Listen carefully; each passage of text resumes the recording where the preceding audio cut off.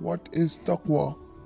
Taqwa is when Nuh alayhi salam called his people patiently to worship Allah for about 950 years.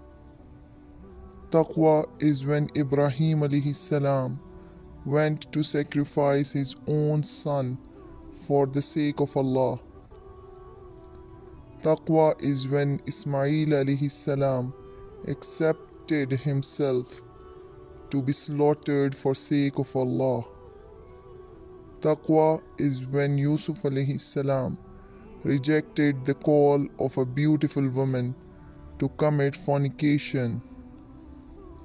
Taqwa is when Musa and Harun alayhi salam bravely called the dictator Fir'aun to worship Allah.